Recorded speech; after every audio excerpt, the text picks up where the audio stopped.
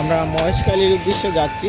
আমরা এখানে মহেশখালীর ঘাটে এসে আমরা টিকিট কেটে নিলাম, অর্থাৎ ঘাটে প্রতিজনে 20 টাকা করে টিকিট নিলাম। টিকিট কেটে আমরা এখানে ঘাটে আসলাম। আর এই যেখানে ঘাটে যখন আসলাম তখন আমরা দেখতে পাচ্ছি সমুদ্রের শত শত মাছ ধরার নৌকা। আর এই হচ্ছে ফেরিঘাট। আর এই ফেরিঘাট থেকে আমরা যাব মহেশখালী দ্বীপে। আপনারা দেখতে পাচ্ছেন মাছ ধরার যে নৌকা। আর এখানে যে ঘাট আছে সেই ঘাট পায়ে হেঁটে আমরা এই জেটি ঘাটে আসি। আর জেটি ঘাটে আমাদের স্পিড বোট আছে। স্পিড বোট কিংবা অন্য কোনো বাহন থাকলে আমরা সেটা দিয়ে যাওয়ার চেষ্টা করতে পারি। এখানে লঞ্চ আছে, স্পিড বোট আছে, নৌকা আছে। আমরা এই স্পিড বোটেই যাব। চলে আসলাম আমরা ঘাটে। এই যে আমার সাথে যারা আছেন সবাই এখানে দাঁড়িয়ে আছে। আমরা এই ঘাটে আসলাম, আমরা স্পিড বোটে চলে আসছি। হ্যাঁ, মহেশখালী এই যে আমাদের একজন একজন করে গনে গনে আমরা স্পিড বোটে এখন আমাদের নৌকা ছাড়বে। আর এই নৌকাতে আমরা যাবো মহেশখালী। বলেন কোথায় আমরা মহেশখালী। মহেশখালী আমরা আসি, আমাদের সাথে 10 জন। এই আমাদের মহেশখালী। সবাই আছে আছে সবাই। আমার গুরু ছাড়া কি আমরা যেতে পারি? আমাদের গুরু ছাড়া তো যাওয়া যায় না, আমার সাথে রাখতে হবে। গুরু আছে, আমি আছি। আর এই দেখেন শত শত নৌকা আর স্পিড বোট। এটাই হচ্ছে এই দ্বীপের সবচেয়ে সৌন্দর্য, যেটা আমরা সবসময় দেখতে পাই না। ওদিকে যান, দেখেন কি পরিমাণ মানুষ। আর এই নৌকায় আমরা যাচ্ছি। আর নৌকার যে ডিজাইনগুলো দেখেন, আমরা হাওরের যে নৌকার ডিজাইন দেখি সেই নৌকার ডিজাইন আমরা এখানে দেখতে পাই না। এটা ভাড়া কত? 40। এখানে 40 টাকা করে, জনে 40 টাকা ভাড়া। হ্যাঁ, জনে 40 টাকা করে ভাড়া। তারপরে এই নৌকায় করে আমরা যাচ্ছি মহেশখালী।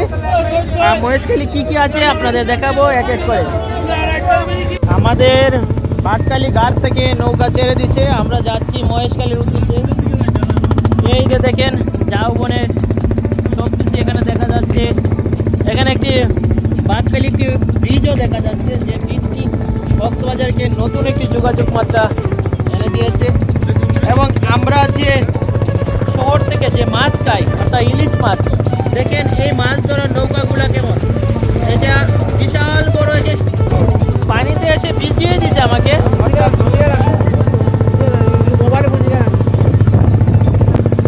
আমরা যাচ্ছি, দেখেন কিভাবে এক একটা স্পিড বোট কিভাবে যাচ্ছে।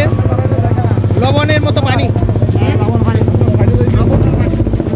আমরা যখন এখানে একটা ধাক্কা গেলাম, তখন স্পিড বোটের সাথে ধাক্কা থেকে যে পানিটা আমাদের শরীরে এসে পড়লো, একটা ফুটা পানি পড়ে গেছে আমার জিহ্বায়। প্রচুর লবণাক্ত পানি। কাজে এই পানি কখনোই খাওয়া যাবে না, পান করা যাবে না। জাস্ট ওই পানি থেকে সৌন্দর্য নেওয়া যাবে।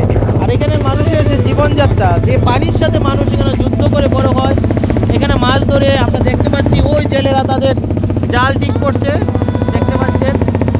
এই জাল দিয়েই তারা মাছ ধরে। আবার এই মাছই আমরা বিভিন্ন শহর থেকে আমরা পছন্দের মতো মাছ ক্রয় করে খাই। আর এই মাছই আমরা এখানে দেখতে পাচ্ছি। এটাই হচ্ছে এইখানের সৌন্দর্য। মহেশখালী কিভাবে জাহাজ যায় আর সেই জাহাজে কিভাবে যাত্রীরা আসে আমরা দেখতে পাচ্ছি। একটি জাহাজ দেখেন।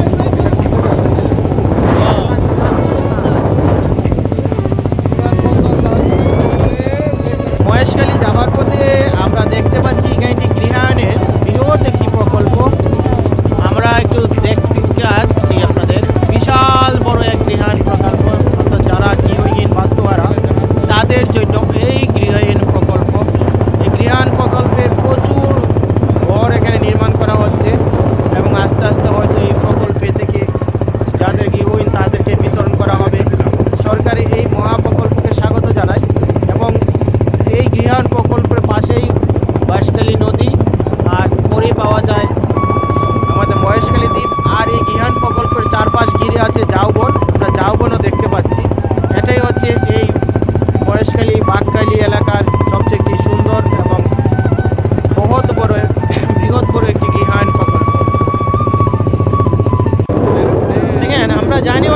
লবণাক্ত পানিতে যে গাছগুলো বড় হয় এদেরকে আমরা ম্যানগ্রোভ বলি।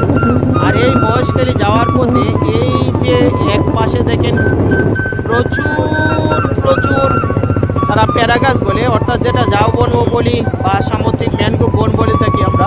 সমুদ্রে যে গাছগুলো বড় হয় এই গাছগুলো দেখা যাচ্ছে, যেগুলো একেবারে চোখে পড়ার মতো নির্জন। আর এক পাশে নদীর মধ্যে বালু খনন করা হচ্ছে, আবার আরেক পাশে আছে গৃহায়ণ প্রকল্প।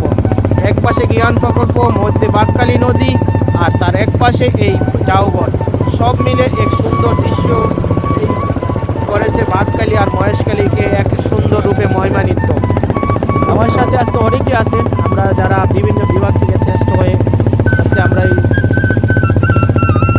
কক্সবাজারে এসেছিলাম আমাদের একটা ট্রেনিংয়ের উদ্দেশ্যে। আর সেই সুযোগ পেয়ে আমরা এটা ভ্রমণ করছি। তবে মহেশখালী আর কক্সবাজার, বাঁকখালী এগুলো সবগুলোই দেখার মতো এক একটি জিনিস।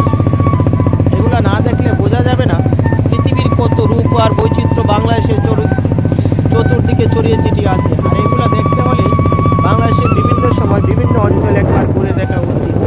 দেখেন এখানে ডেজার্ট যে বিভিন্ন ধরনের, এটা মাটি পুরা হচ্ছে, মাটি দেখেন ডেজারে মাটি কুড়ছে। আপনারা দেখলে বুঝতে পারবেন না ডেজার কীরকম মাটি কুড়ছে। দেখেন বিশাল বড় এক ড্রেজার, তার পেছনে বিশাল বড় এক পাইপ। এই পাইপ দিয়ে মাটি তুলে মাটি নিয়ে বিমানবন্দরে মাটি তোলা হয়। বিশাল বড় দেখেন এক একটা ড্রাম, সব প্রত্যেকটা ড্রামে বালু মাটি তুলে তা আমারও তো বাড়ি না বোঝাই করা হবে। দেখা যাচ্ছে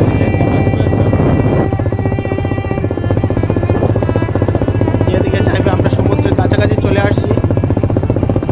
আমরা আছি এখন একটি মোহনা, যেটা এই দিকে হচ্ছে আমার পেছন দিকে হচ্ছে মহেশখালীর যাওয়ার পথে যে ফেরিঘাট, অর্থাৎ বাঁকখালী, যেটা বাঁকখালী বলে।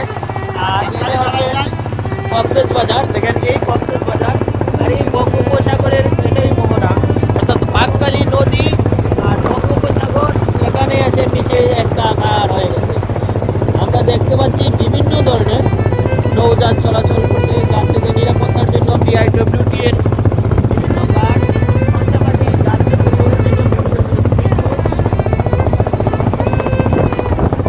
যেখানে আমরা নড়ছি তো নড়ছি, অর্থাৎ আমরা যেখানে নড়ছি বিশাল বড় বড় ধাক্কা যাচ্ছে। এই হচ্ছে মোহনা, বিশাল বড় এক মোহনা। আর এখানে আরেকটি ঘাট নির্মাণ করা হচ্ছে।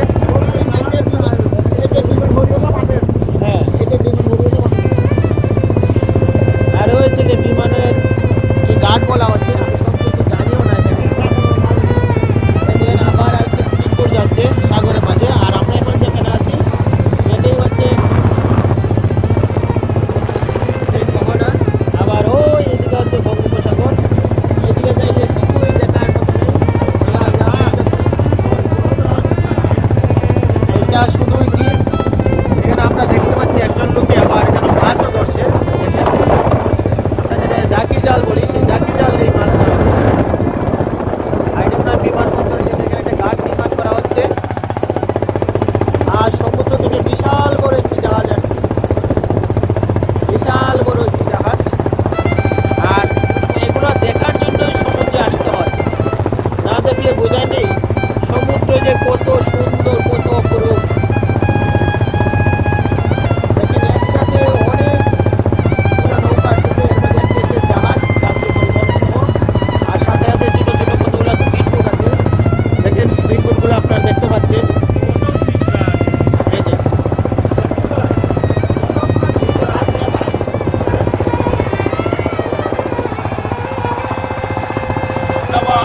এটার নাম সে স্বপ্নতরী। এই জাহাজটার নাম দিয়েছে তারা স্বপ্নতরী।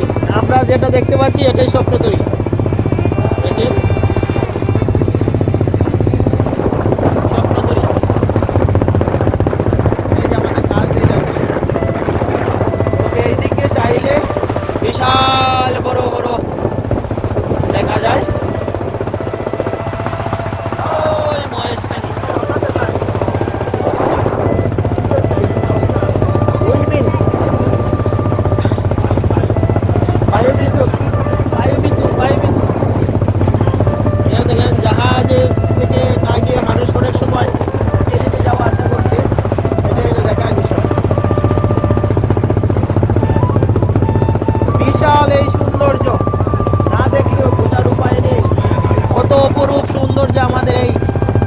বাংলাদেশের বঙ্গোপসাগর। উইন্ডমিলের নাম শুনেছি কিংবা বিভিন্ন সময় বিভিন্ন ছবিতে আমরা দেখেছি। দেখেন এটা হচ্ছে সেই উইন্ডমিল, অর্থাৎ এই উইন্ডমিল দ্বারাই আমরা বায়ু বিদ্যুৎ উৎপাদিত হয়। দেখেন পাখাগুলো এখন ঘুরছে, সমুদ্রের তীরেই সাধারণত এই উইন্ডমিলগুলো থাকে। দেখেন হালকা করে দেখাচ্ছি, অনেক দূর আমার থেকে। এই উইন্ডমিলের মাধ্যমে বায়ু বিদ্যুৎ উৎপাদিত হয়। এগুলো না দেখলে উপায় নেই, এগুলো এক একটা কত বড়। আমি অনেক দূর আমি জুম করে দেখাচ্ছি, দেখেন কিভাবে উৎপাদিত হয় বায়ু বিদ্যুৎ।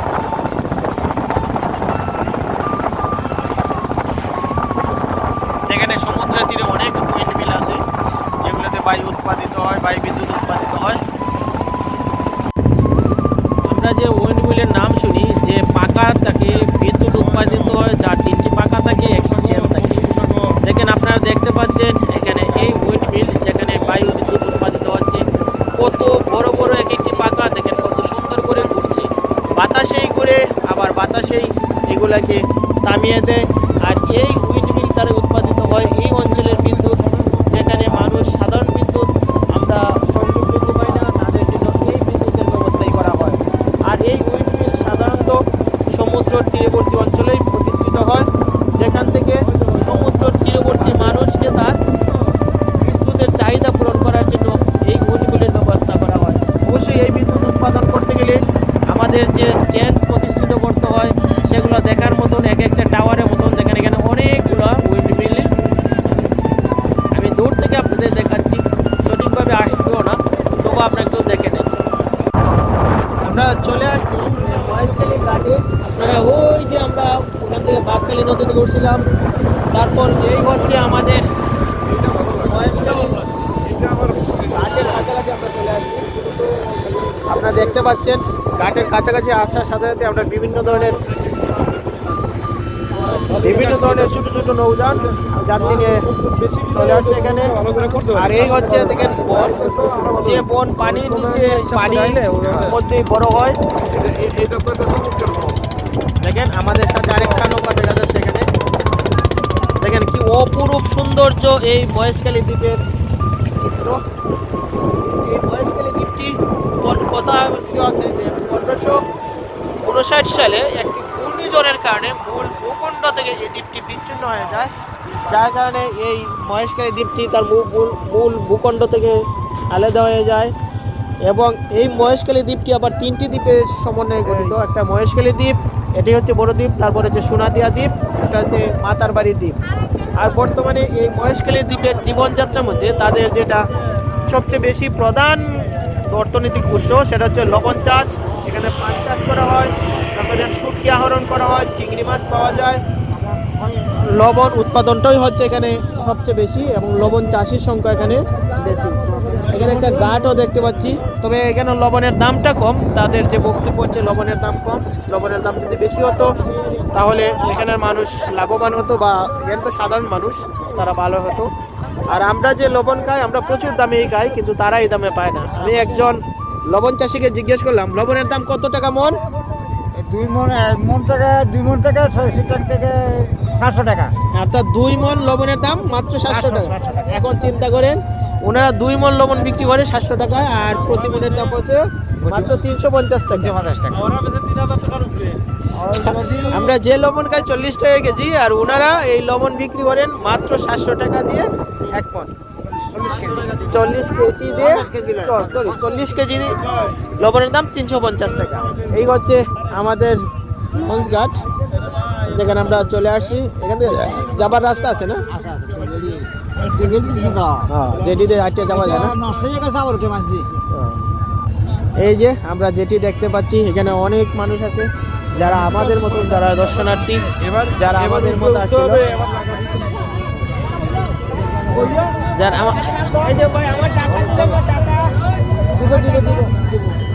আমরা এখানে এই মহেশখালী দ্বীপে আসার জন্য আমরা নৌকা ভাড়া দিলাম 40 টাকা করে। আমরা এখানে ঘাটে চলে আসছি। এখানে দেখেন এই জেটি ঘাট, যেটা বলা হচ্ছে বড় ঘাট মহেশখালী কক্সবাজার। এখানে অনেক মানুষ আছে যারা এখান থেকে আবার নৌকায় উঠবে, তারা চলে যাবে বাঘখালী কক্সবাজারের উদ্দেশ্যে। আমরা এখন ঘাটে চলে আসছি। এখানে বাংলাদেশ নৌ পরিবহনের কর্তৃপক্ষের একটি ঘাট, জেটি ঘাট। আমার টাকা নিলই, আমার টাকাটা নিয়ে নিই, তারপর আমরা এই ঘাটে উঠে যাচ্ছি। এখানে প্রচুর মানুষ, যারা এখান থেকে আবার ঘাট পার হয়ে তারা চলে যাবে কক্সবাজার। আমরা নামবো, আর একদল যাত্রী এখানে উঠবে, তারাও এখন রেডি হয়ে আছে। এ ভাই, আমার টাকা আসবে, আমার টাকা রয়ে গেছে। দেখেন এখানে প্রচুর মানুষ। দেখি কত টাকা দেয়, দেখি নাম কি দে না আরে আমার টাকা দেন। 100 টাকা দিয়ে দিলাম, আমি আমার টাকাটা নিয়ে নিচ্ছি। আমার টাকাটা নেওয়ার সাথে সাথেই আমরা এখান থেকে উঠে দেব। আমরা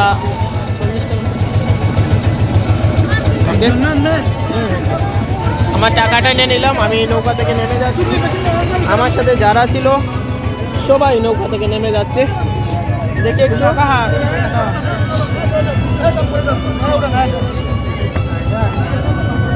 আমাদের নামতে দেন আগে।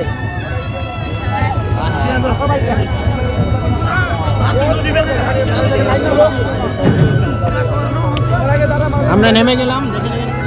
আর ভাই আপনি আমি যে এখানে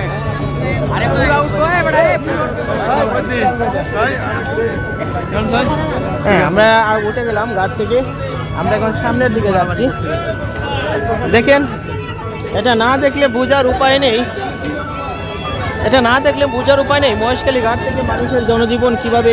এই একটা মাত্র নৌকাই হচ্ছে তাদের যোগাযোগ ব্যবস্থা, যেখান থেকে মহেশখালী যায়, আবার মহেশখালীতে কক্সবাজার অর্থাৎ পাটখালী ঘাটে যায়।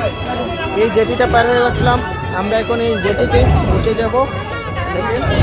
এই জেটিতে উঠে আমরা আস্তে আস্তে চলেন মন্দিরে যাব।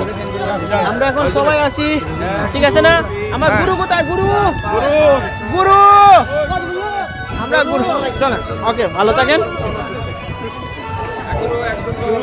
উনি, আপনার নামটা বলেন? মোহাম্মদ আবু সামা। মোহাম্মদ আবু সামা, অর্থাৎ উনি একজন লবণ চাষি, যার সাথে আমার কথা হলো। তবে লবণের দাম যদি বাড়ে তাহলে এই লবণ চাষিদের ভাগ্য হয়তো কিছুটা লাঘব হবে, তাদের দুর্দিন। এই হচ্ছে আমাদের ঘাট।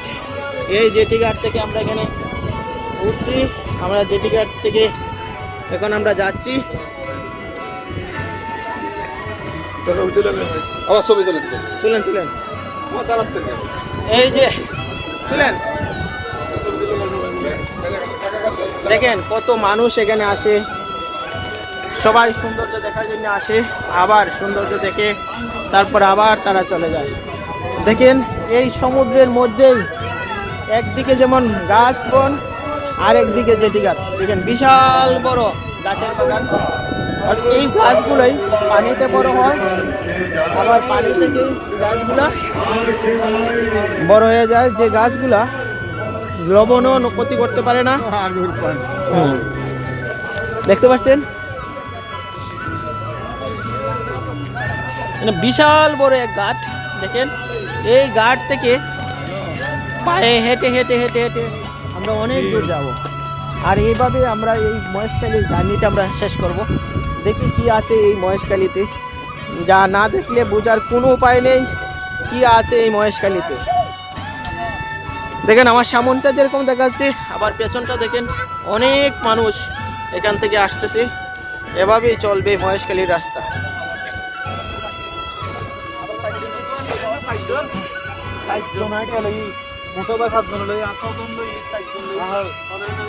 আমরা আসলাম, দেখি এই রাস্তাটা কত দূর পর্যন্ত যায়। আমরা মহেশখালী দ্বীপ দেখার জন্য আমরা সামনে যাব, এক এক করে দেখবো। আমার মনে হয় এই রাস্তাটা কতটুকু লম্বা? আরো 1.5 কিলো হবে, অর্থাৎ আরো 1.5 কিলো রাস্তা আছে। যে রাস্তাটা এইভাবে নির্মাণ করা হয়েছে। সামনে শুধু রাস্তা, কিন্তু দুই সাইড নিচে গাছ, আর দুই পাশেই সাগরের পানি। এর মধ্যে এই রাস্তাটা দাঁড়িয়ে আছে, অর্থাৎ একটা ব্রিজের মতো, যেটা আমরা শুকনো অঞ্চলে ব্রিজ বলি। আর এখানে একটা রাস্তা, দেখেন রাস্তাটা একটু দেখে আমি দেখাচ্ছি। দেখেন কত লম্বা। দেখেন এটা আমার সামনটা দেখা যাচ্ছে, আমি যদি আমার পেছনটা দেখাই লক্ষ্য করেন, তাদের বক্তব্য হচ্ছে এই রাস্তাটা প্রায় 1.5 কিলোমিটার লম্বা হবে। অর্থাৎ এই বাগান যেটা আমরা সমুদ্রের মধ্যে দেখি, পানির মধ্যে এই গাছগুলা বড় হয় এবং এই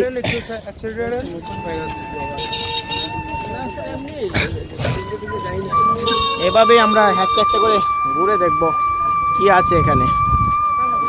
আমরা চলে আসলাম মহেশখালী দ্বীপের গাড়ি স্ট্যান্ডে। এখান থেকে আমরা আমাদের গাড়ি ঘুরিয়ে নিচ্ছি। আমরা যাবো আদিনাথ মন্দির এবং শুটিং বিচ, সব কিছু আমরা দেখে আসবো কোথায় কি আছে। আমি এই পয়েন্টটা একটু আপনাদের দেখিয়ে দিচ্ছি, দেখেন।